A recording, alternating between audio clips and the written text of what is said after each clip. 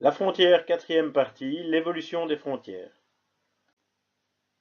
La référence bibliographique pour la réalisation de cet exposé, le dictionnaire de géographie aux éditions Hatier. Voilà, on pourrait penser que les frontières ont toujours existé et qu'il s'agit d'un phénomène relativement stable. Ce n'est pas le cas. Quand on regarde la planche 59E de votre atlas, on peut remarquer que si l'on prend comme référence ici 1870, très peu de frontières européennes existent depuis cette date.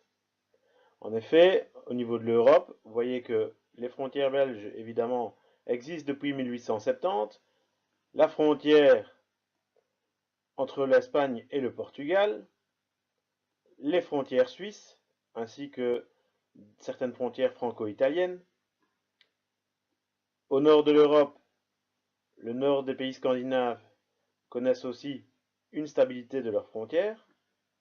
Et enfin, une frontière à l'est n'a pas été modifiée depuis 1870. Il s'agit de la frontière entre la Roumanie et la Bulgarie. Toutes les autres frontières ont évolué depuis 1870. Par cela même, on prouve que ce phénomène n'est pas forcément stable et qu'il évolue. Intéressons-nous tout d'abord à la naissance des frontières. Les frontières vont naître de trois événements. Tout d'abord, après un conflit, les belligérants peuvent se mettre autour de la table pour négocier de nouvelles frontières, ou souvent c'est le vainqueur qui impose de nouveaux tracés aux vaincus.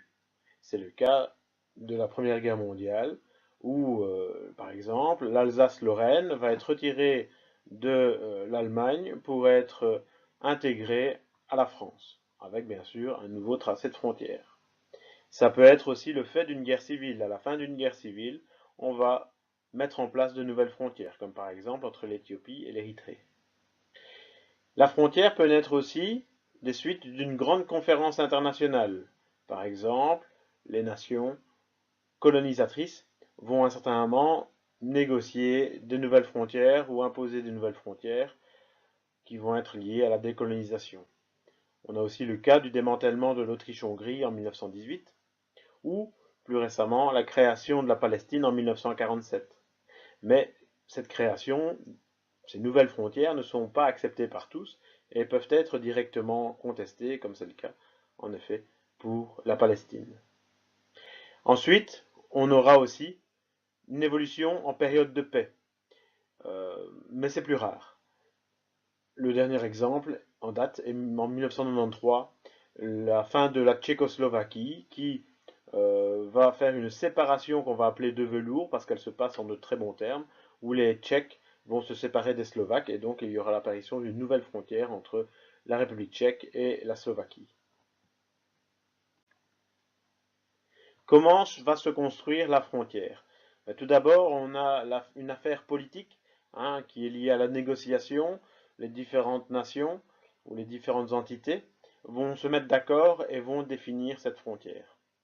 Ensuite, il y aura un travail de géographes, de cartographes plutôt, qui vont, à partir des cartes, à partir des plans, décider du tracé réel de cette frontière. Enfin, il y aura un travail de terrain qui va faire qu'on va mettre des marques sur cette frontière, lui donner un peu de consistance.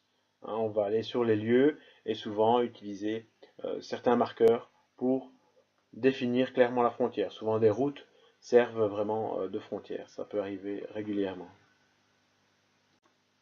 Une fois qu'elle est définie, une fois qu'elle existe, la frontière peut s'ouvrir ou se fermer. Lorsque une frontière s'ouvre, on va constater de nombreux mouvements migratoires. Des personnes qui sont dans une zone de conflit vont vouloir la quitter. Des personnes éloignées de leur famille vont à ce moment-là repasser la frontière pour rejoindre leur famille.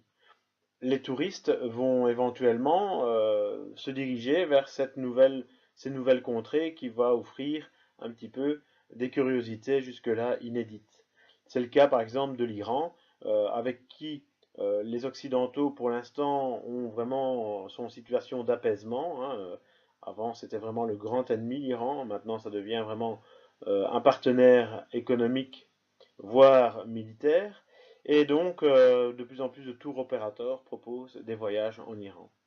Donc évidemment, cette ouverture peut être plus ou moins brusque, et plus elle sera brusque, évidemment, plus les phénomènes migratoires seront de grande ampleur. À l'opposé, on peut avoir une frontière qui était ouverte, qui va se fermer. Alors évidemment, là, il y a des conséquences désastreuses pour les espaces frontaliers, puisque ceux-ci, comme on l'a vu dans la vidéo précédente, vont tirer profit des disparités qui existent grâce à la frontière. Hein, à partir du moment où la frontière n'existe plus, ben, ces espaces frontaliers perdent leur atout et finalement vont se retrouver à être des lieux périphériques qui n'ont plus aucune importance. On a vraiment le passage d'un lieu de grande activité à un espace vraiment périphérique qui n'a plus aucun intérêt. Enfin, on pourrait aussi constater la disparition de certaines frontières.